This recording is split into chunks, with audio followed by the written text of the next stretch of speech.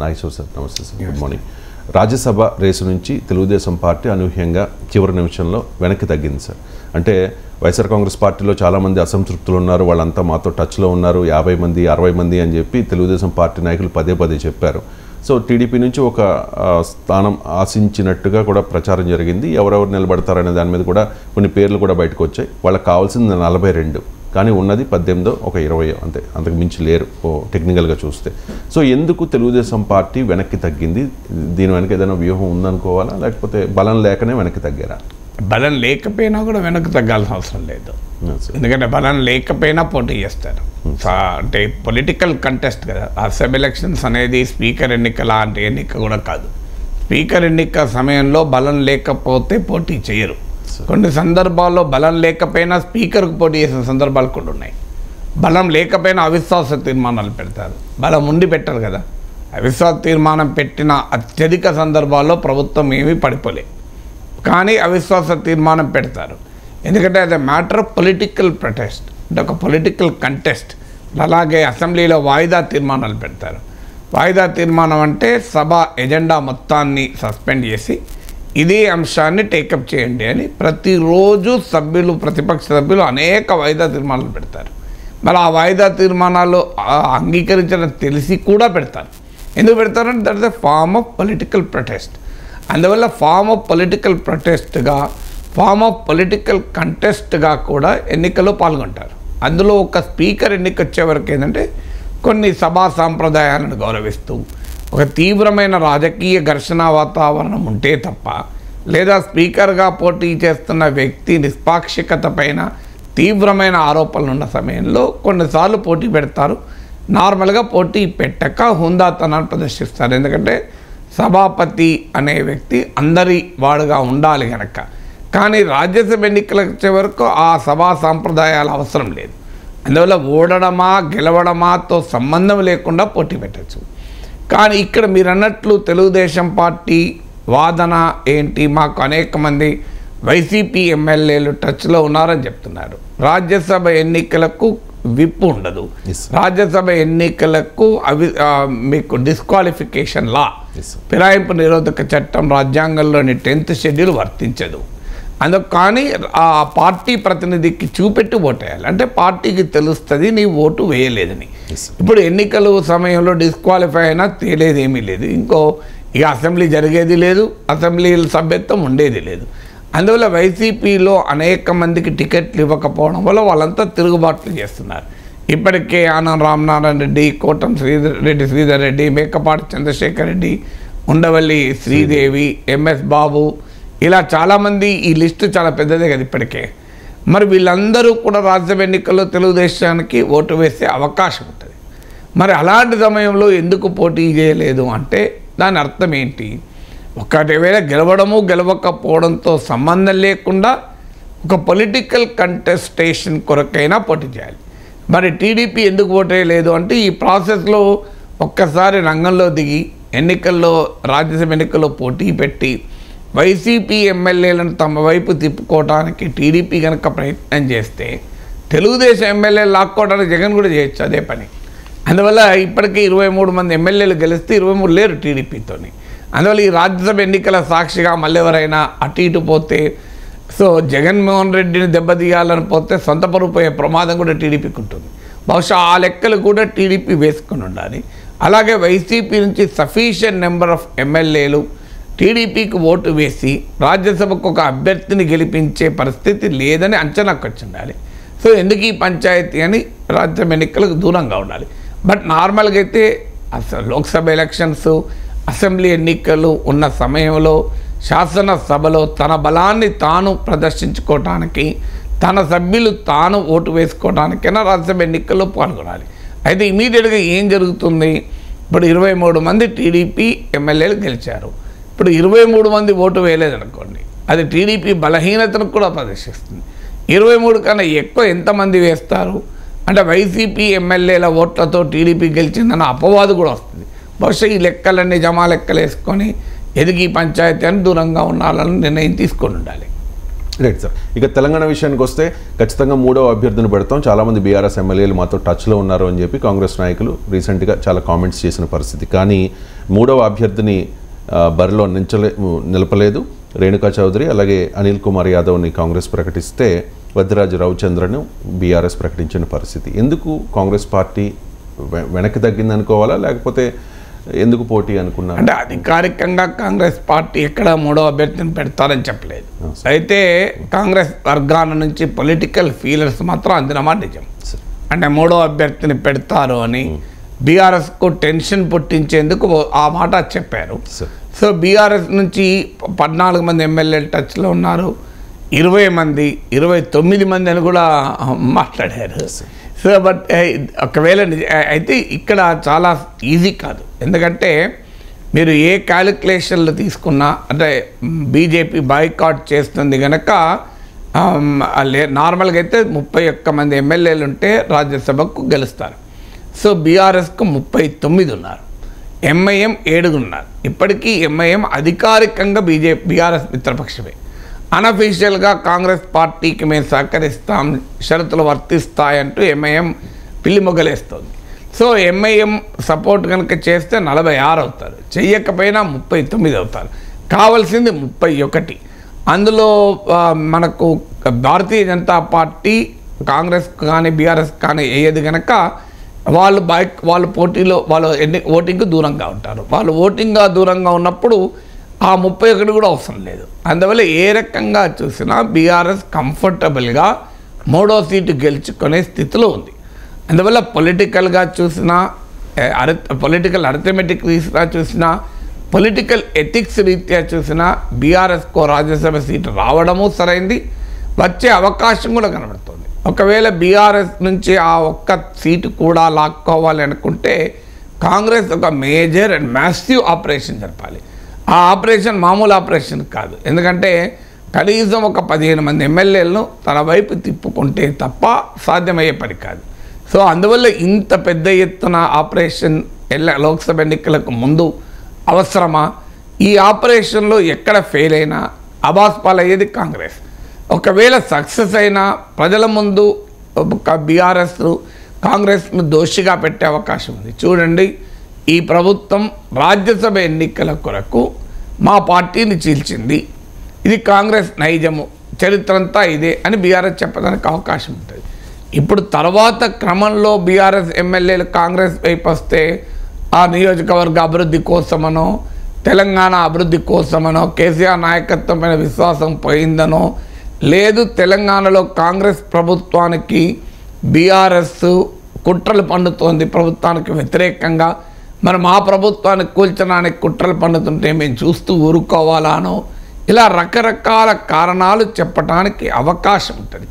లేదు ఏది లేకపోయినా రేపు లోక్సభ ఎన్నికలకు బీఆర్ఎస్ బీజేపీ మధ్య అవగాహన కుదిరింది, ప్రత్యక్షంగా కుదిరితే ప్రత్యక్షంగా కుదిరిందని, లేకపోతే పరోక్షంగా కుదిరని ఆరోపిస్తున్నా బయటికి రావచ్చు. ఇప్పుడు వెంకటేష్ నేత బీఆర్ఎస్ బీజేపీ మధ్య ఒక అవగాహన కుదిరింది, అందుకే నేను నిరసనగా బయటకు వస్తున్నానని చెప్పాడు.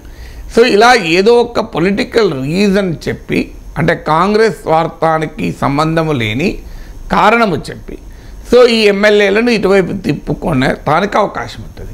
కానీ ఇప్పుడు రాజ్యసభ ఎన్నికల కొరకే చేస్తే అది కాంగ్రెస్ పార్టీ కక్కుర్తిలాగా కనబడుతుంది. ఒక రాజ్యసభ సీటు కొరకు కాంగ్రెస్ ఏ స్థాయికి దిగజారింది, ప్రతిపక్ష పార్టీని చీల్చి తన వైపు తిప్పుకోవటానికి అని. అఫ్కోర్స్ అప్పుడు కాంగ్రెస్ వాళ్ళకు డిఫెన్స్ ఉంటుంది. మరి కేసీఆర్ ఏం చేశాడు, కేసీఆర్ మా పార్టీ వాళ్ళని లాక్కోలేదా అని. అందువల్ల ఏ కారణాన రాజ్యసభ ఎన్నికలకైనా మరో కారణానైనా బీఆర్ఎస్ ఎమ్మెల్యేలు కాంగ్రెస్ వైపు వెళ్తే ఆ పరిణామాన్ని క్వశ్చన్ చేసే నైతిక హక్కు కేసీఆర్కి లేదు, బీఆర్ఎస్కి లేదు. ఎందుకంటే వారు అధికారంలో ఉన్నప్పుడు ఇదే పని చాలా పెద్ద ఎత్తున చేశారు కనుక. బట్ స్టిల్ రాజ్యసభ ఎన్నికలకు కోసం చేశారు అనే అపవాదం ఎందుకని కాంగ్రెస్ అనుకోవచ్చు.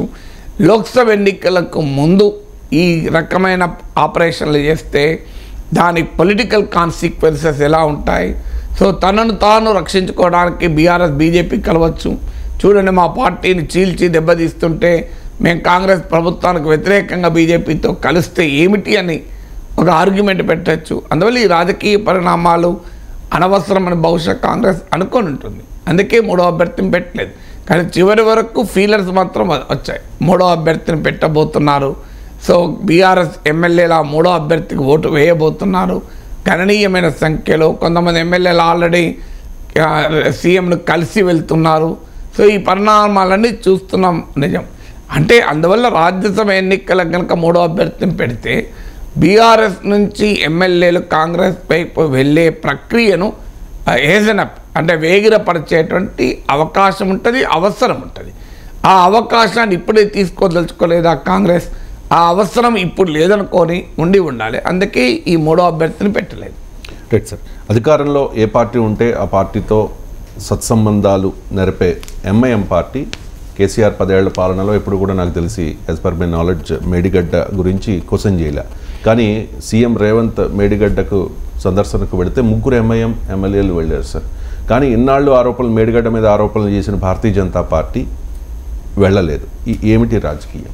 అంటే మిత్రపక్షంగా ఉన్నప్పుడు కూడా అడపాదడపా బీఆర్ఎస్ పైన విమర్శలు చేసిన సందర్భం కూడా ఉంది. ఎంఐఎం ఎప్పుడు కూడా వ్యూహాత్మకంగా ఏం చేస్తుందంటే తన కోర్ కాన్స్టిట్యున్సీని రిటైన్ చేసుకుంటూ తన పొలిటికల్ మైత్రి కొనసాగిస్తుంది. అంటే ఒక రకంగా ఈ దోబూచలాట అంటారు, దాగుడు మూతలు. సో ఈ దాగుడు మూతల రాజకీయం, దోబూచలాట రాజకీయం ఎంఐఎంకు మొదటి నుంచి ఉంది. అందువల్ల రైట్ నాయిసెస్ చేస్తూనే ఉంటుంది, రాంగ్ పొలిటికల్ మూవ్స్ నిర్వహిస్తూ ఉంటుంది. అంటే wrong in the sense ethically wrong, but politically వాడికి ఉపయోగపడేది. అందువల్ల అధికారంలో ఎవరుంటే ఆ పార్టీకి ఊడిగం చేస్తూ, ఆ పార్టీకి సహకరిస్తూ, ఆ పార్టీ సహకారాన్ని పొందుతూ తన రాజకీయ ఉనికిని కాపాడుకుంటుంది. అదే సమయంలో ఇండిపెండెంట్గా ప్రజల సమస్యల్ని, పొలిటికల్ ఇష్యూస్ను, పబ్లిక్ ఇష్యూస్ను రైజ్ చేస్తూ తన ఇండిపెండెంట్ ఎగ్జిస్టెన్స్ను, తన కోర్ కాన్స్టిట్యున్సీ ఇంట్రెస్ట్లను డిఫెండ్ చేస్తూ ఉంటుంది. ఇది ఎంఐఎం యొక్క లక్షణం. అందువల్ల 2004 నుంచి 2014 మధ్యలో కాంగ్రెస్తో కలిసి ఉన్న, 2014 నుంచి 2024 మధ్య బీఆర్ఎస్తో కలిసి ఉన్న, ఇప్పుడు మళ్ళీ కాంగ్రెస్కు సహకరిస్తామని చెప్పిన ఈ రాజకీయ వ్యూహాన్నే ఎంఐఎం అనుసరిస్తుంది. ఈ అనుసరించేటువంటి క్రమంలో ఇప్పుడు ఇంకో అడుగు ముందుకేసి మేడిగడ్డకు వెళ్ళడము వెళ్ళకపోవడము అనేది ఒక సింబాలిజంగా మారిపోయింది. ఎందుకంటే మేడిగడ్డ సందర్శన కాంగ్రెస్ పార్టీ ఎందుకు పెట్టింది? మేడిగడ్డలో ఈ ఎమ్మెల్యేలు వెళ్ళి మేడిగడ్డ ప్రాజెక్ట్ ఏం జరిగిందో తెలుసుకొని ఏం రిపేర్లు చేయాలో ఇంజనీర్లకు సలహాలు ఇస్తారని ఎమ్మెల్యేలు పడకపోయారా? ఎమ్మెల్యేలకు ఆ ఇంజనీరింగ్ పరిజ్ఞానం ఉంటుందా? కానీ అదొక పొలిటికల్ యాక్ట్. అంటే డెమోక్రసీలో ప్రతి ఈవెంటు, ప్రతి డెవలప్మెంట్ కూడా ఒక పొలిటికల్ మెసేజింగ్ ఉంటుంది. సో మేడిగడ్డ సందర్శనలో కూడా కాంగ్రెస్ ప్రభుత్వ పొలిటికల్ మెసేజింగ్ కేసీఆర్ ప్రభుత్వం అన్యాయం చేసింది, అవినీతికి పాల్పడింది, లక్షల వేల కోట్లు ఖర్చు పెట్టి తెలంగాణ ప్రజల సొమ్మును ఈ రకంగా అవినీతికి కర్పూరం ఇచ్చినట్లుగా, ఆరతి ఇచ్చినట్లుగా ఇచ్చేసింది అనే పొలిటికల్ నరేటివ్ని బిల్డ్ చేస్తానికి ఈ సందర్శనకు వెనకాల రాజకీయ కోణం చాలా క్లియర్. ఎందుకంటే ప్రజాస్వామ్యంలో రాజకీయ కోణాలే ఉంటాయి, వేరే కోణాలు ఉండవు. సో అందువల్ల ఎమ్మెల్యేలు వెళ్ళి మేడిగడ్డ చూడడం ద్వారా ఒక పొలిటికల్ మెసేజింగ్ కాంగ్రెస్ ప్రభుత్వం ఇస్తుంది. ఆ పొలిటికల్ మెసేజింగ్తో ఎంఐఎం ఎందుకు అసోసియేట్ అయి ఉంది అనేది క్వశ్చన్. ఎందుకంటే ఎంఐఎం బీఆర్ఎస్కు మిత్రపక్షం, ఇప్పటికీ కూడా తాను బీఆర్ఎస్కు అనుకూలంగానే మిత్రపక్షంగానే ఉంది. కానీ ఇటు కాంగ్రెస్ పార్టీ అధికారంలోకి వచ్చిన తర్వాత ఎంఐఎం వైఖరిలో ఏమైనా మార్పు వచ్చిందా అని. అంటే ఎంఐఎంకి వచ్చేవరకు ఏంటంటే తెలంగాణ రాజకీయంతోనే లింక్ అయి ఉన్న వ్యవహారం కాదు, జాతీయ రాజకీయాల్లో కూడా ఎంఐఎం నిర్వహిస్తున్న పాత్ర కాంగ్రెస్ పార్టీని దెబ్బతీసే పాత్ర. అందువల్ల రేవంత్ రెడ్డి ఇక్కడ ఎంఐఎం కలుపుకోవాలనుకున్నా జాతీయ నాయకత్వం అనుమతి లేకుండా జరగదు. ఎందుకంటే దేశవ్యాపితంగా కాంగ్రెస్కు, ఇతర సెక్యులర్ పార్టీస్కు ముస్లిం ఓట్లు రాకుండా చేసి ఆ ముస్లిం ఓట్లను తన వైపు తిప్పుకొని పరోక్షంగా భారతీయ జనతా పార్టీకి సహకరించే వైఖరి ఓవైసీ తీసుకుంటాడు. అందుకు ప్రతిఫలంగా ఓవైసీ పైన ఏ సిబిఐలు, ఈడీలు, ఐటీలు, ఏ కేంద్ర సంస్థలు పొరపాటున ఓవైసీ బ్రదర్స్ దగ్గరికి కానీ, ఎంఐఎం నేతల వద్దకు కానీ, ఎంఐఎం అనుకూల వ్యాపార సంస్థల దగ్గరికి కానీ ఎక్కడా పోవు కేంద్ర సంస్థలు. ఈ క్విడ్ ప్రోకో మోడీకి ఓవైసీకి మధ్య క్లియర్గా ఉంటుంది. సో అందువల్ల ఈ క్విడ్ ప్రోకో ఉన్న సమయంలో కాంగ్రెస్ పార్టీకి నష్టం చేసే పని జాతీయ స్థాయిలో ఓవైసీ చేస్తుంటే రాష్ట్ర స్థాయిలో మరి కాంగ్రెస్ కలుస్తుందా? అందువల్ల కాంగ్రెస్ పార్టీ కూడా ఒక వ్యూహాత్మక రిలేషన్షిప్ను ఎంఐఎంతో కలిగి ఉంది. అంటే ఎంఐఎంతో ప్రత్యక్షంగా ఎంబ్రేస్ చేసుకోకుండా అవసరానికి వచ్చినప్పుడు రిజర్వ్ పోలీస్ ఫోర్స్ లాగా పెట్టుకొని కూర్చున్నాయి. ఇప్పుడు మనకు క్రికెట్లో 11 మంది ఆడతారు, కానీ టీం 14 మందో 15 మందో విదేశాలకు వెళ్తారు. ఎందుకంటే ఒక 4 రిజర్వ్లో ఉంటారు. కొన్ని సందర్భాల్లో సిరీస్ మొత్తం అయిపోయినా వాళ్ళకి అవకాశం రాదు, వాళ్ళు అలాగే రిజర్వ్లోనే ఇంటికి వచ్చేస్తారు. అలాగే పోలీస్ ఫోర్స్ కూడా రిజర్వ్లో పెడతారు.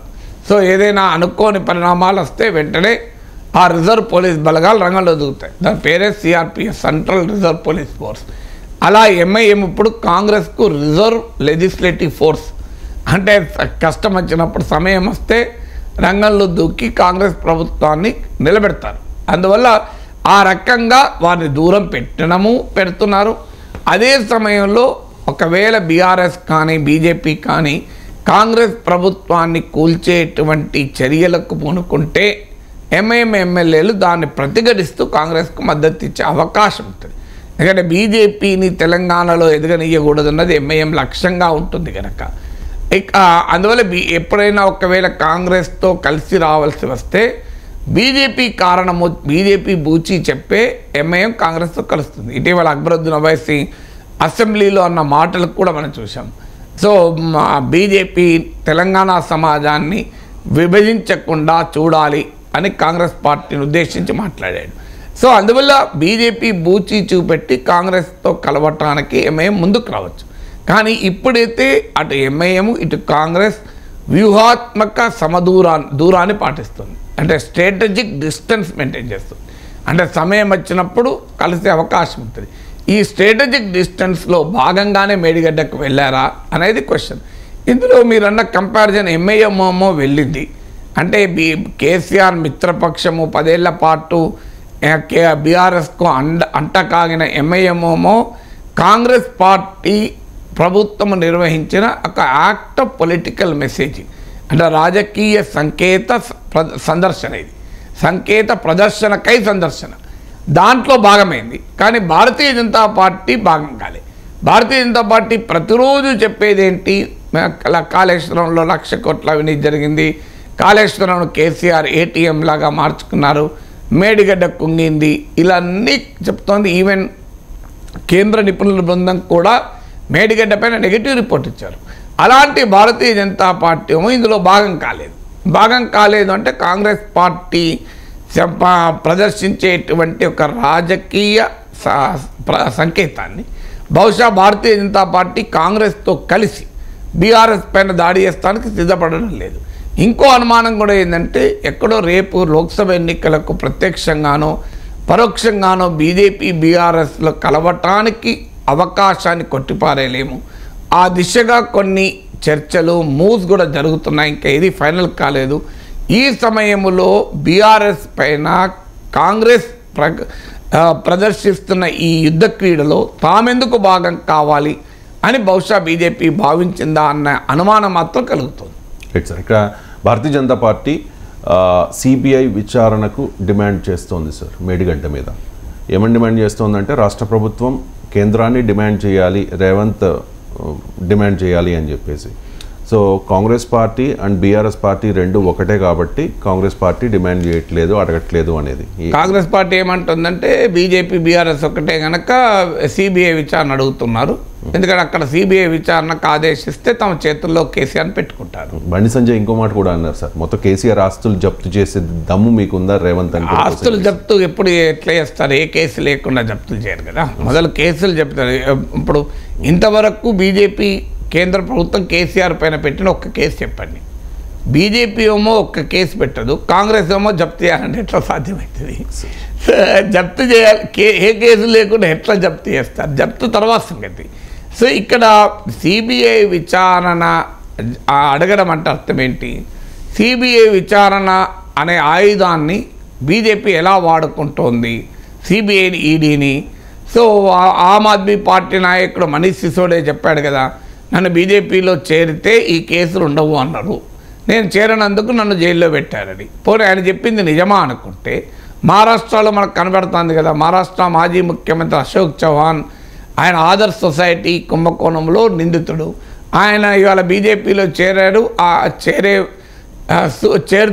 చేరినందుకు ఆయన పైన ఇప్పటికే సిబిఐ ఈడీ కేసులు ఏం కదలికలేదు. ఇక క్లోజ్.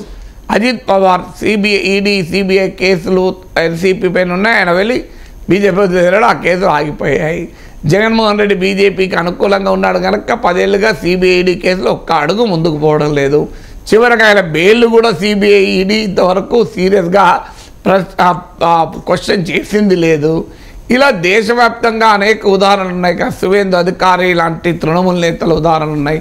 అస్సాం ముఖ్యమంత్రి గతంలో కాంగ్రెస్లో ఉన్నప్పుడు ఈ కేంద్ర సంస్థల కేసులు ఎదుర్కొన్న హేమంత్ బిశ్వాసన మీద కేసులు లేవు. ఇన్ని కళ్ళ ముందు జరుగుతున్నాయి కదా. అందువల్ల సిబిఐ కేసు అంటే ఏంటి? కేసీఆర్ను తీసుకుపోయి మోడీ చేతిలో గుప్పిట్లో పెట్టాలి. పెడితే మేము కేసీఆర్తో ఆడుకుంటాం, కాంగ్రెస్కి వ్యతిరేకంగా మాకు అనుకూలంగా బీఆర్ఎస్ను తిప్పుకుంటాం. కేసీఆర్ తిప్పుకుంటాం అన్నది బీజేపీ రాజకీయ వ్యూహం. ఈ రాజకీయ వ్యూహంలో కాంగ్రెస్ ఎందుకు పడుతుంది? రేవంత్ అంత అమాయకుడా? కాంగ్రెస్ అంత అమాయక పార్టీయా?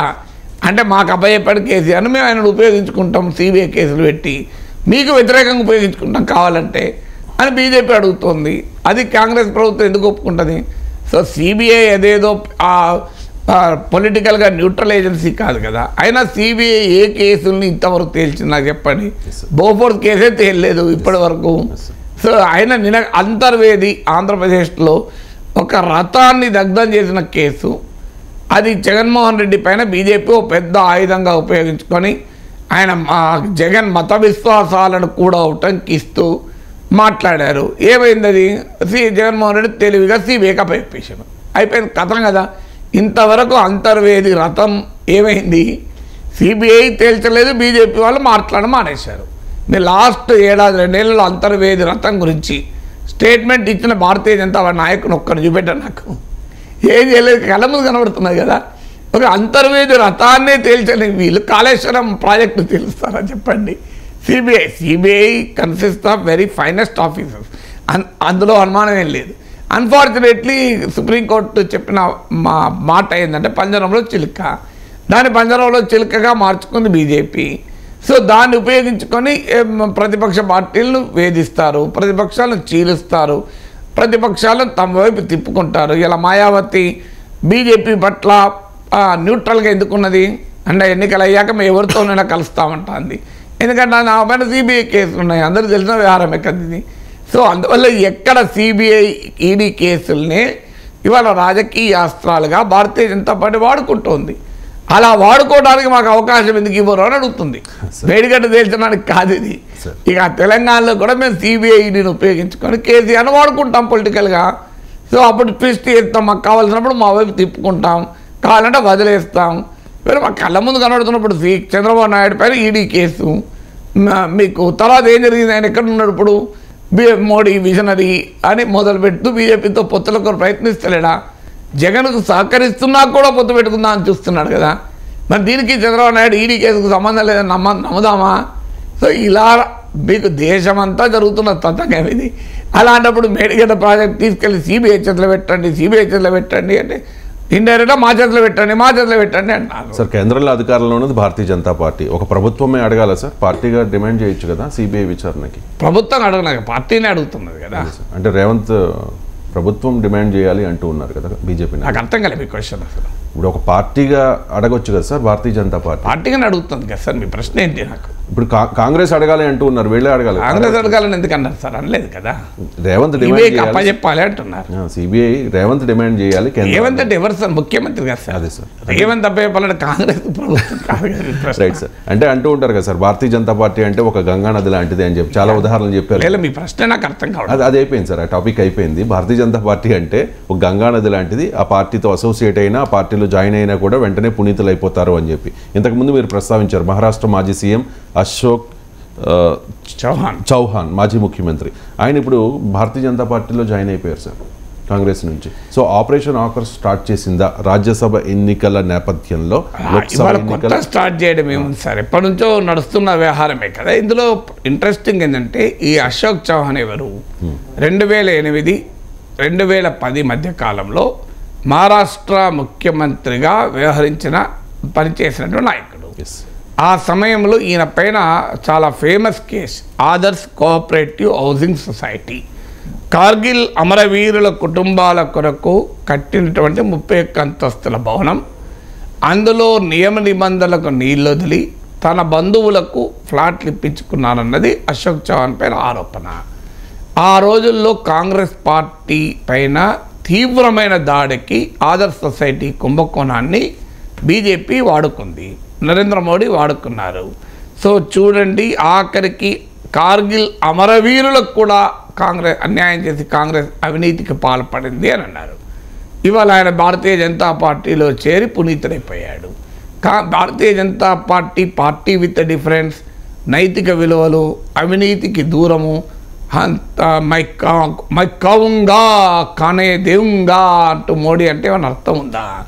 సో ఇందులో ఏమన్నా కనీసమైన నేను తిననివ్వను అంటే ఎవడు నమ్మాలి? ఇప్పుడు ఇంతకన్నా కళ్ళ ముందు కనబడుతున్నది కదా. సో ఆయన పైన సిబిఐ కేసు ఉంది, ఈడీ కేసు ఉంది, ఒక ఆదర్శ్ సొసైటీకి సంబంధించిన 2 కేసులు ఉన్నాయి, తర్వాత ఒక భూముల వ్యవహారంలో ఒక కేసు ఉంది. ఈ 3 కేసుల్లో ఇంతవరకు ఏ కదలిక లేదు, ఇంతవరకు ఏ అరెస్టు లేదు. ఇప్పుడు ఇదే ఈడీ కేసు మనీష్ సిసోడియా జైల్లో ఉన్నాడు. ఇదే ఈడీ కేసులో మీకు బీజేపీని వ్యతిరేకిస్తే అరవింద్ కేజ్రీవాల్ రేపో మాపో జైలు వేస్తామని అంటున్నారు. ఇదే ఈడీ కేసులో హేమంత్ సోరెన్ అక్కడ కూడా ఇలాంటి భూముల కేసే, ఆయన జైలుకు పంపించారు, అక్కడ ముఖ్యమంత్రి మారాడు. మరి అశోక్ చౌహాన్ విషయంలో ఈడీ కదలిక ఎందుకు లేదు? ఇంత బ్లేటెంట్గా సెంట్రల్ ఏజెన్సీస్ దుర్వినియోగం అనేది కనబడుతుంది కదా. ఇప్పుడు భారతీయ జనతా పార్టీ ఏమని చెప్పుకుంటుంది? అశోక్ చౌహాన్ మరి ఆదర్శ్ సొసైటీ కుంభకోణం లేదని చెప్తుందా? సో ఇదే ఆదర్శ్ సొసైటీ కుంభకోణాన్ని ఇంకా అరాచకత్వం ఎక్కడి పరాకాష్ట ఏంటంటే, ఇటీవల బడ్జెట్ సందర్భంగా భారతీయ జనతా పార్టీ ప్రభుత్వం ఒక వైట్ పేపర్ రిలీజ్ చేసింది. కేంద్ర ఆర్థిక మంత్రి అంటే 10 years ఆఫ్ యూపీఏ రూల్ పైన ఒక శ్వేతపత్రాన్ని ప్రకటిస్తూ అందులో పర్వేసివ్ కరప్షన్ అని ఒక సబిడికి ఉంది, అంటే విస్తృతమైన అవినీతి ఎక్కడ చూసినా అని. అందులో కూడా ఈ అశోక్ చౌహాన్ ఆదర్శ్ సొసైటీ కుంభకోణాన్ని ఉటంకించారు.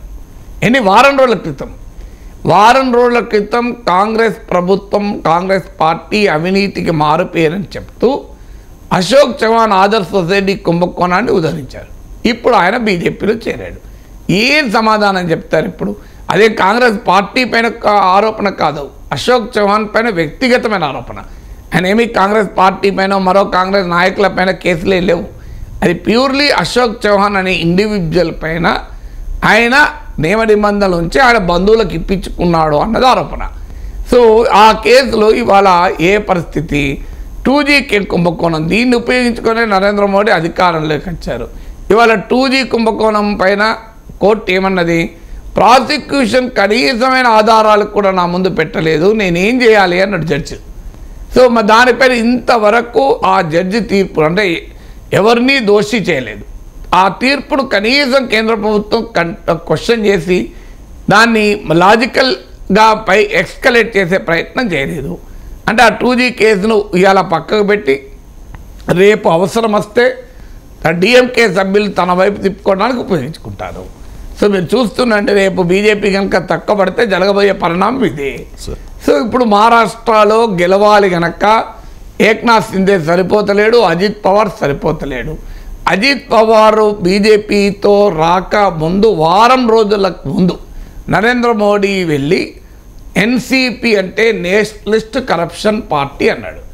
ఇవాళ అదే ఎన్సీపీ అజిత్ పవార్ వర్గమే నిజమైన ఎన్సీపీ అంటూ election commission of India certificate కూడా ఇచ్చేసింది.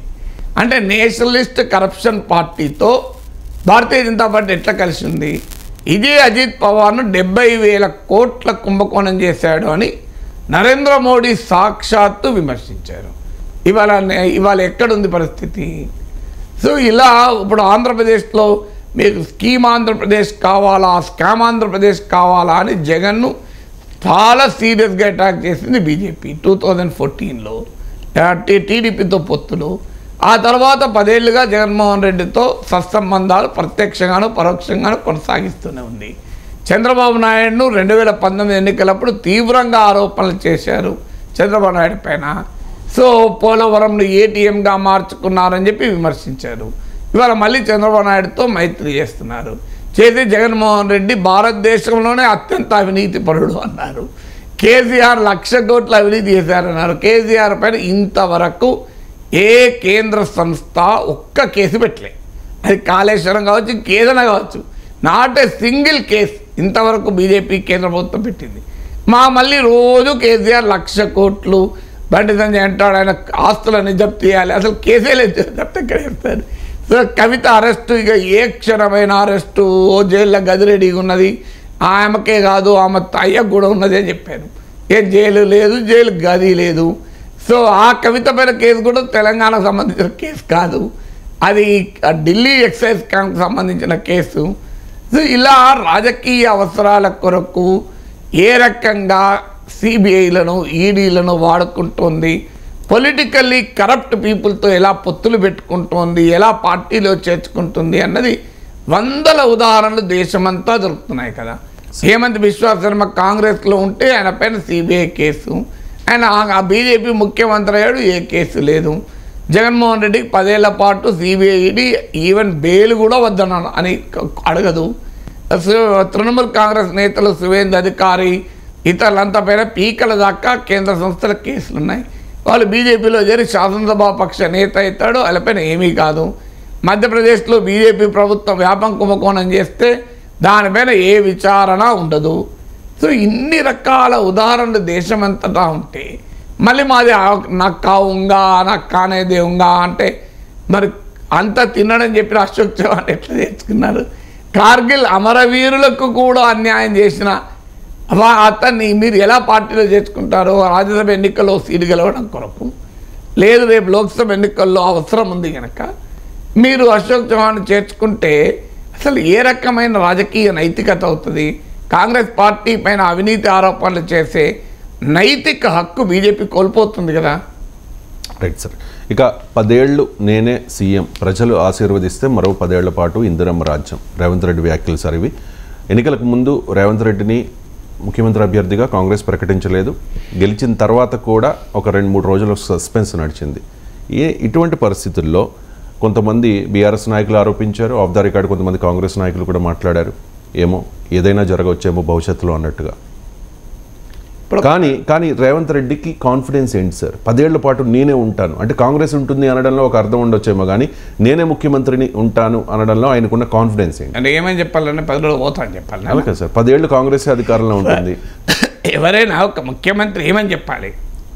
నేను ఉండా అని చెప్తాడా? అలాగే సార్.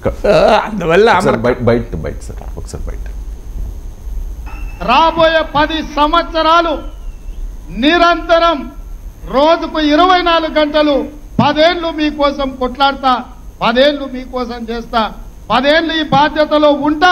మీరు ఆశీర్వదిస్తే ఇంకో 10 ఏళ్ళు కూడా ఇందిరమ్మ రాజ్యం ఉంటుంది.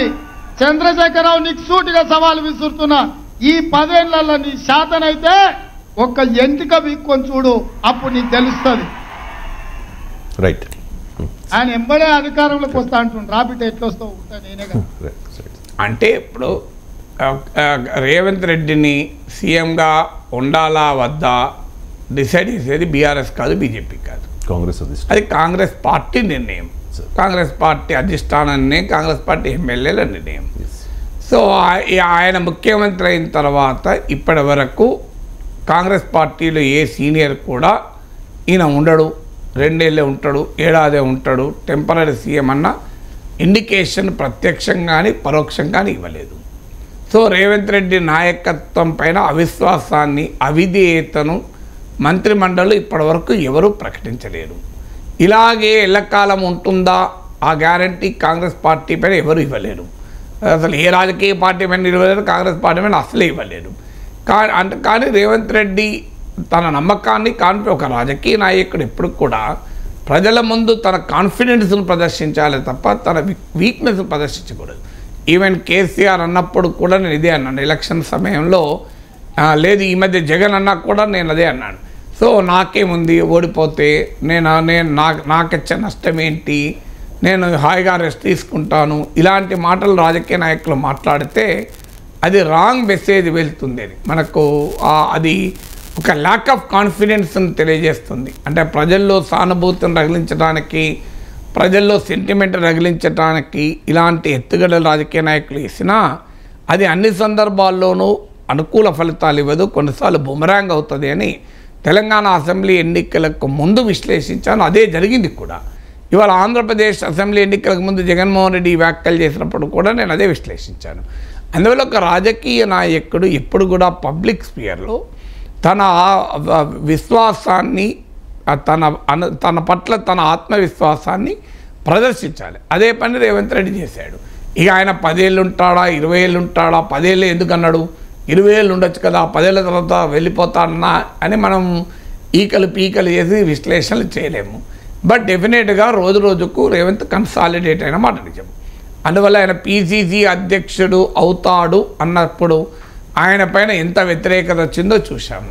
అంటే రేవంత్ రెడ్డి తెలుగుదేశం నుంచి వచ్చాడు, ఆయన డబ్బులు ఇచ్చి పిసిసి అయ్యాడు, ఆయన ఆ విమర్శలు చేసిన వాళ్ళు ఇప్పుడు రేవంత్ రెడ్డి క్యాబినెట్లో మంత్రులుగా పనిచేస్తున్నారు వాళ్ళే. సో డబ్బులు ఇచ్చి మా కాంగ్రెస్ పార్టీని టీటీడీపీగా మారుస్తున్నారు. ఇలా అనేక రకాల ఆరోపణలు బహిరంగంగా చేసిన వాళ్ళు రేవంత్ రెడ్డి నాయకత్వంలో మా ముఖ్యమంత్రి, గౌరవ ముఖ్యమంత్రి మా రేవంత్ రెడ్డి అంటున్నారు. సో అందువల్ల రేవంత్ రెడ్డి పైన తీవ్రమైన విమర్శలు చేసిన వాళ్ళు ఇప్పుడు రేవంత్ రెడ్డి నాయకత్వంలో పనిచేస్తున్నామని సగర్వంగా చెప్పుకుంటున్నారు. అందువల్ల రాజకీయాలు అలా మారుతుంటాయి. సో అందువల్ల ఆ దశ నుంచి పిసిసి అధ్యక్షుడు అయ్యాక ఆయన ముఖ్యమంత్రి అవుతాడు అని చర్చలు జరుగుతున్న సమయంలో కూడా ఆయనే ముఖ్యమంత్రి అవుతాడని ఎవరు చెప్పారు? చాలామంది పోటీలో ఉన్నారు, అధిష్టానం నిర్ణయిస్తుంది అని ఒక్కరోజు ముందు ప్రకటనకు కూడా అన్నారు, ప్రకటనకు కొన్ని గంటల ముందు కూడా అన్నారు, ఢిల్లీ కూడా వెళ్ళారు. ఈ ప్రయత్నాలన్నీ జరిగాయి. కానీ మీరు రేవంత్ రెడ్డి కాంగ్రెస్లో చేరినప్పటి నుంచి ఆయన ప్రస్థానాన్ని కనుక మీరు గ్రాఫ్ గీస్తే చాలా క్లియర్గా గ్రాఫ్ ఎక్కడా కిందికి పడలేదు, గ్రాఫ్ ఇలా పైకి పోతూనే ఉన్నది తప్ప ఎక్కడ ఆగలేదు. అలాంటిది ఇవాళ ముఖ్యమంత్రి కూడా అయిపోయి ప్రభుత్వం ఉండి 2 నెలలోకి ఎంటర్ అయిన తర్వాత బహుశా ఈ మాట అనడం ద్వారా రేవంత్ రెడ్డి వ్యూహాత్మకంగా 2 పనులు ఏకకాలంలో చేస్తున్నాడు. ఒకవైపు ఏమో తాను ఒంటెత్తుగా పోతున్నాడన్న విమర్శ రాకుండా, ఏకపక్షంగా పోతున్నాడన్న విమర్శ రాకుండా జాగ్రత్త పడుతున్నాడు. అందుకే మా ఉప ముఖ్యమంత్రి బట్టి విక్రమార్క, మా మిత్రుడు బట్టి విక్రమార్క, మా మంత్రి ఉత్తమ్ కుమార్ రెడ్డి అనుమతి తీసుకొని నేను చేస్తాను అని వ్యాఖ్యానాలు చేస్తూ అందరినీ కలుపుకొని పోతున్న అనే భావనను కూడా కలగజేస్తున్నాడు. అదే సమయంలో తన బలాన్ని, తన స్థానాన్ని పటిష్టం పరుచుకునే అసర్టివ్గా కూడా మాట్లాడుతున్నాడు. ఎందుకంటే మీకు గద్దరు సంస్మరణ సభలో కూడా నా మాటే శాసనం అన్నాడు. మీరు గమనిస్తే అంటే సహజ కాంగ్రెస్ ముఖ్యమంత్రులకు భిన్నంగా అనే మాట మాట్లాడాడు. అంటే అలా అడపాదడపా ఇలాంటి స్టేట్మెంట్లు ఇవ్వడం ద్వారా ఒక కేర్ఫుల్ బ్యాలెన్సింగ్, అంటే అందరినీ కలుపుకొని పోవడం, తన బలాన్ని పటిష్టం చేసుకోవడం, ఈ రెండింటినీ బ్యాలెన్స్ చేస్తూ వ్యూహాత్మకంగా వెళ్తున్నాడు. అందుకే ఒకసారి తన మంత్రివర్గము, మా క్యాబినెట్, మా ఉప ముఖ్యమంత్రి, మా మంత్రులు అంటాడు. మా ప్రభుత్వము, కాంగ్రెస్ ప్రభుత్వము, ఇందిరమ్మ రాజ్యము, కాంగ్రెస్ ప్రభుత్వం ఊరుకోదు, సోనియమ్మ రాజ్యం ఊరుకోదు అంటాడు. మళ్ళీ అదే సమయంలో తన ఉనికిని కూడా, తన చీఫ్ మినిస్టర్ పొజిషన్ను కూడా విత్ ఇన్ ద పార్టీ తన స్టేచర్ను కూడా అసర్ట్ చేసుకునే విధంగా నా మాటే శాసనం అని అన్నాడు. 10 ఏళ్ల పాటు నేనే ఉంటాను అని కూడా ఒక ఇండికేషన్ ఇచ్చాడు. అంటే విత్ ఇన్ ద పార్టీ తన డిట్రాక్టర్స్కు, తన అసమ్మతివాదులకు, తనతో పోటీ పడుతున్న వారికి ఒక స్ట్రాంగ్ మెసేజ్, స్ట్రాంగ్ కౌంటర్ కూడా రేవంత్ ఇచ్చాడు. మీరు అనుకున్నట్లు నన్ను పక్కకు పెట్టలేరు, నేను కాంగ్రెస్ పార్టీ ముఖ్యమంత్రిగా 10 ఏళ్ళు ఉంటాను అని ఒక రకంగా తనతో పోటీ పడుతున్న వారు ఆశపడుతున్న వారికి కూడా ఒక స్ట్రాంగ్ మెసేజ్ కూడా ఇచ్చాడు. అందువల్ల అది వ్యూహాత్మక స్టేట్మెంట్, ఏదో యథాలాపంగానో, ఏదో ఎమోషనల్గానో, కాకతాళీయంగానో, యాక్సిడెంటల్గా అన్నమాట కాదు. సో అనదలుచుకున్నాడు. దాని ద్వారా తన ప్రత్యర్థులకు, ఇతర పార్టీలో ఉన్నవారు, తన పార్టీలోనే ఉన్న పోటీదారులకు తన మంత్రివర్గ సహచరులకు, తన పార్టీలో నాయకులకు ఒక రకంగా అధిష్టానానికి కూడా ఒక సంకేతాన్ని ఇచ్చేటువంటి ప్రయత్నం రేవంత్ రెడ్డి చేస్తున్నాడు. ఆ రకంగా ప్రజల సమక్షంలో అనడం ద్వారా ప్రజాక్షేత్రంలో తన బలాన్ని పెంచుకునేటువంటి ప్రయత్నం కూడా చేస్తున్నాడు. సో అది అన్న సందర్భం కూడా మీరు గమనిస్తే ప్రజాక్షేత్రంలో, అందువల్ల ఇది వ్యూహాత్మకమైన ప్రకటన అవుతుంది. ఇక రాజకీయ నాయకుల భాష గురించి అంత తక్కువ మాట్లాడుకుంటే అంత మంచిదేమో సార్. కానీ ఇక్కడ ఒక ముఖ్యమంత్రి, ఒక మాజీ ముఖ్యమంత్రి మాట్లాడుకుంటున్న మాటలు, నీకు చేతనైతే వెంట్రుక పీకి చూడు, ఇది రేవంత్ అన్న మాట. సీఎం ఏం పీకడానికి పోయావు మేడిగడ్డ అని చెప్పి నల్గొండ సభలో కేసీఆర్ అన్నమాట. సో రేవంత్ రెడ్డి ఇంకా మాట్లాడారు సార్, కేసీఆర్ ప్రజలు నీ ప్యాంటు ఊడబెరికారు, మేము అంగీని ఊడబెరుగుతాం, సీఎంను ఏం పీకడానికి పోయిండ్రు అంటావా అని చెప్పి ఇష్టం వచ్చినట్లుగా ప్రజలు అనుకుంటూ ఉన్నారు సార్. ఈ భాష మీద ఏంటి మాట్లాడుకుంటున్నారని చెప్పి ఎవరు దోషి అని నిర్ధారించలేము సార్. సో ఇందులో ఎవరు అతీతము, ఎవరు పునీతము, ఎవరు పవిత్రము అని ఏమీ అనలేము. దీనికి ఆరిజిన్ ఎక్కడ అని కూడా చర్చలో ఉపయోగం లేదు. ఎందుకంటే ఇందులో ఎవరు మొదలు పెట్టారు ఈ తిట్ల పురాణాన్ని అంటే ప్రయోజనం కూడా లేదు. అందువల్ల భాష ఆ స్థాయిలో ఉండడమే కాదు, దాని ప్రభావం ఏంటి అంటే సమాజంలో ఉండే ఒక general levels of public discourse కూడా తగ్గిపోతుంది. అంటే ప్రజా సమస్యలపైన, తెలంగాణ అభివృద్ధి అంశాలపైన జరగాల్సిన పబ్లిక్ డిస్కోర్సు, పొలిటికల్ డిస్కోర్స్ కాస్త పర్సనలైజ్ అయిపోయి ట్రివియలైజ్ అయిపోయే ప్రమాదం ఉంది. దీనివల్ల రాష్ట్రానికి నష్టం, రాష్ట్ర ప్రజలకు నష్టం, సమాజానికి నష్టం. ఇది కేసీఆర్ మొదలు పెడితే నేను రియాక్ట్ అవుతున్నాను రేవంత్ అనొచ్చు, ముఖ్యమంత్రి హోదాలో ఉన్న వ్యక్తి ఇలా ఎలా మాట్లాడతాడు అని బీఆర్ఎస్ అనొచ్చు. బట్ ఇందులో ఎవరు దోషి, ఎవరు నిర్దోషి, ఎవరు మొదలు పెట్టారనే జోలికి వెళ్ళడం కన్నా ఈ ప్రక్రియ ప్రజాస్వామ్యానికి మంచిది కాదు, ప్రజలకు మంచిది కాదు. రాజకీయ పార్టీలకు ఏమైనా ఉపయోగమా అది వాళ్ళు చూసుకోవాలి. కానీ పబ్లిక్ డిస్కోర్స్ లెవెల్ను కనుక, క్వాలిటీని కనుక తగ్గిస్తే సమాజానికి మాత్రం తీవ్ర నష్టం. కాంగ్రెస్ ప్రభుత్వానికి కూడా నా సలహా ఏంటంటే ప్రతిపక్షంలో ఉన్న సమయంలో కేసీఆర్ పైన ఎంత అగ్రెసివ్గా అటాక్ చేస్తే కేసీఆర్ను వ్యతిరేకించే ఓటర్లు కాంగ్రెస్ వెనకాల ర్యాలీ అయ్యారు. ఆ పని భారతీయ జనతా పార్టీ కూడా చేసింది. బండి సంజయ్ నాయకత్వంలో బండి సంజయ్ బీజేపీ వెనకాల కూడా ర్యాలీ అయ్యారు. కానీ బండి సంజయ్ని మధ్యలో అర్ధాంతరంగా వాళ్ళ పార్టీ ఆపివేయడంతో రేవంత్ రెడ్డికి అది అడ్వాంటేజ్గా మారిన మాట నిజం.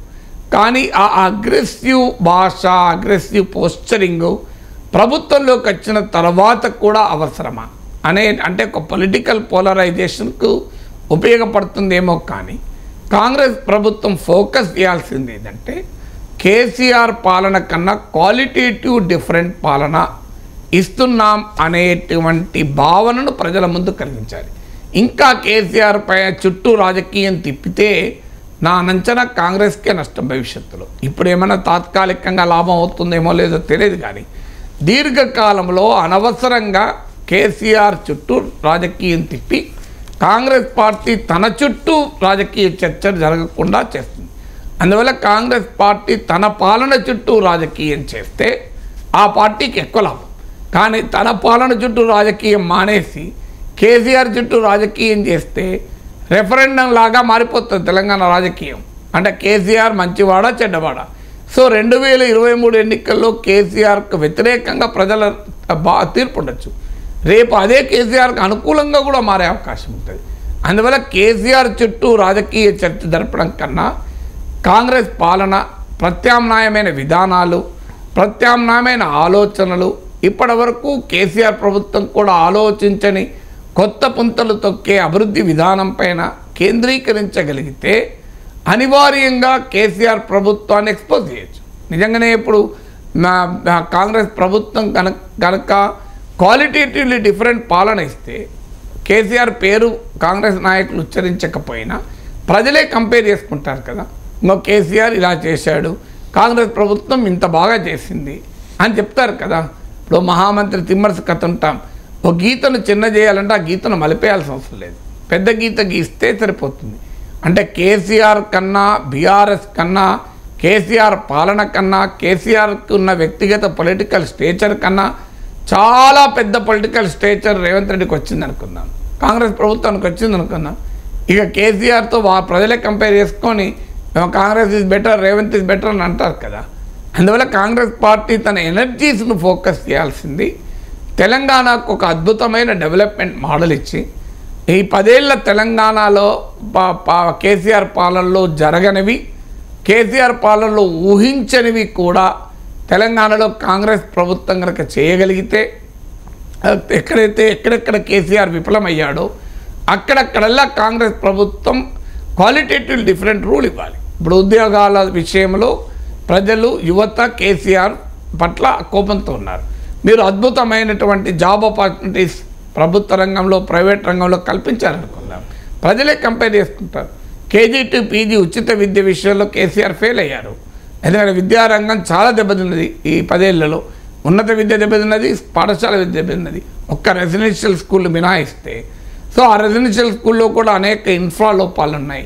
సో మీరు రెసిడెన్షియల్ స్కూళ్ళకు బ్రహ్మాండమైన ఇన్ఫ్రాస్ట్రక్చర్ ఇప్పించి, సో ప్రభుత్వ పాఠశాల వ్యవస్థను సమూలంగా మార్చారనుకోండి, డెఫినెట్గా ప్రజలే కంపేర్ చేసుకుంటారు కదా. సో ఇలా మీరు వివిధ అంశాలలో గనక కేసీఆర్ చేయనివి, కేసీఆర్ తోచనివి, కేసీఆర్ ఊహించనివి మీరు చేశారనుకోండి, ప్రజలే కంపేర్ చేసుకుంటారు. సో ఈ పాయింట్లు, షర్ట్లు ఇవన్నీ ఏది అవసరం లేదు, ప్రజలు చూసుకుంటారు కదా. సార్ దాంతోపాటు ఇంకో కామెంట్ చేశారు సార్, వీల్ చైర్లో వీధి నాటకాలు అంటూ. అంటే కేసీఆర్ పడిపోయిన మాట వాస్తవం, ఆయనకి సరిగ్గా నడవలేకపోతూ ఉన్నారనేది కూడా వాస్తవమే. సో అది పర్సనల్ అంశాలు నేను మాట్లాడాను, అంటే రేవంత్ రెడ్డి మాట్లాడారు, నేను మాట్లాడాను, అనవసరమైన చర్చ. Right sir. ఇక ఫైనల్ టాపిక్ వచ్చి తెలంగాణ సచివాలయంలో తెలంగాణ తల్లి విగ్రహానికి బదులుగా రాజీవ్ గాంధీ విగ్రహాన్ని పెట్టడాన్ని బీఆర్ఎస్ అపోజ్ చేస్తోంది సార్. ఇది తెలంగాణ అస్తిత్వాన్ని అవమానించడమే అంటోంది బీఆర్ఎస్. నిజంగా అంటే జాతీయ నాయకులకు ఒక పర్టికులర్ రాష్ట్రంలో పెట్టకూడదని ఎక్కడా లేదు. అలా అంటే ఇందిరాగాంధీ, ఇప్పుడు మన హైదరాబాద్ ఇంటర్నేషనల్ ఎయిర్పోర్ట్ కూడా రాజీవ్ గాంధీ ఇంటర్నేషనల్ ఎయిర్పోర్ట్, దాని పేరు మార్చాలని బీఆర్ఎస్ ఏనాడు అడగలేదు. జయశంకర్ కొత్తపల్లి జయశంకర్ ఇంటర్నేషనల్ ఎయిర్పోర్ట్ అని మార్చాలి, లేదు పివి నరసింహారావు ఇంటర్నేషనల్ ఎయిర్పోర్ట్గా మార్చాలి అని నా గుర్తున్నంత వరకు 10 ఏళ్ళుగా ఎన్నడూ బీఆర్ఎస్ డిమాండ్ చేయలేదు, అసెంబ్లీలో తీర్మానము చేయలేదు. రాజీవ్ గాంధీ పైన నరేంద్ర మోడీకి కూడా ప్రేమేం లేదు. నిజంగానే కనుక బీఆర్ఎస్ కనుక అడిగి ఉంటే ఓ పివి నరసింహారావు పేరిట అంటే తెలంగాణ ఐకాన్ ఉండాలి, రాజీవ్ గాంధీ పట్ల మా గౌరవం ఉండొచ్చు, కానీ తెలంగాణ ఐకాన్ ఉండాలని అడిగిన మాట లేదు. అందువల్ల తెలంగాణ అస్తిత్వాన్ని సెలెక్టివ్గా గుర్తు చేసుకుంటే ఇలా. సో మనకు ట్యాంక్ బండ్ విగ్రహాల పైన ఉద్యమ కాలంలో చెప్పిన మాటలు చూసాం, తర్వాత తెలంగాణ ఐకాన్లను ఎంతమంది విగ్రహాలు పెట్టారో చూసాం కదా. అందువల్ల ఈ రకమైన వాదన వల్ల ప్రయోజనం లేదు. అందువల్ల జాతీయ నాయకుల విగ్రహాలు ఎక్కడైనా పెట్టడంలో తప్పలేదు. కానీ సహజంగా ఇన్ ప్రిన్సిపల్ ఏంటంటే, ఏ స్టేట్లైనా కొన్ని జాతీయ నాయకులే కొన్ని ఉండవచ్చు, కానీ లోకల్ ఐకాన్స్ను గుర్తించేటువంటి ప్రయత్నం చేయాలి. ఎందుకంటే రాజీవ్ గాంధీ పేరిటే కాంగ్రెస్ పార్టీకి ఉన్న బలహీనత ఏంటంటే, పథకాల పేర్లు కూడా ఇందిరా, రాజీవ్ తప్ప ఇంకో పేర్లు పెట్టారు. నెహ్రూ పేరు కూడా చాలా రేర్. ఆ జాతీయ ఉపాధి హామీ పథకానికి గాంధీ పేరు పెట్టారు. సుభాష్ చంద్రబోస్ పేరు మీదనో, భగత్ సింగ్ పేరు మీదనో ఇంతవరకు ఒక్క పథకం కూడా కాంగ్రెస్ ప్రభుత్వాల హయాంలో కేంద్రంలో వచ్చిందని అనుకోను. అందువల్ల మీకు సర్దార్ పటేల్ అంటే పక్క పెట్టండి, సుభాష్ చంద్రబోస్ పేరిట, బాలగంగాధర్ తిలక్ పేరిట, అల్లూరి సీతారామరాజు పేరిట, మీ కొమరం భీము పేరిట, చాకలి ఐలమ్మ పేరిట ఎందుకు రాకూడదు? పోనీ జాతీయ నాయకుల్లో కూడా సుభాష్ చంద్రబోస్ జాతీయ నాయకుడు కాదా? భగత్ సింగ్ జాతీయ నాయకుడు కాదా? అందువల్ల గాంధీ కుటుంబానికి సంబంధించిన వాళ్ళ పేర్ల చుట్టే పథకాలు పెట్టడం చాలా ఎబ్బెట్టుగా కూడా ఉంటుంది. మీరు ఆ రోజుల్లో మనం చూసాం కదా. సో ప్రతిదానికి రాజీవ్ పేరే, సో ప్రతిదానికి ఇందిరా పేరే, ఇందిరా రాజీవ్ల పేర్లు తప్ప హయ్యెస్ట్ రాజీవ్ గాంధీ పేర్లే. అది ఇందిరా సాగర్, రాజీవ్ విద్యా మిషన్, ఇలా రాజీవ్ బహిర్భూమి పథకం లాంటివి కూడా పెట్టారు కొన్ని చోట్ల. సో అన్ని పేర్లు పెట్టాల్సిన అవసరం లేదు. Rajiv Gandhi the respectable leader, భారతదేశానికి దేశ సమైక్యత కోసం తీవ్రవాదుల తుపాకీ తూటాలకు బలైపోయిన నాయకుడు. భారతదేశంలో ఆ రోజు చాలా విమర్శలు ఎదుర్కొన్నాడు, కానీ ఈరోజు అదే మోడీకి ఆయుధం అవుతుంది. 21st సెంచరీ అంటూ ఆస్పిరేషనల్ ఇండియన్ చూపెట్టాడు రాజీవ్ గాంధీ.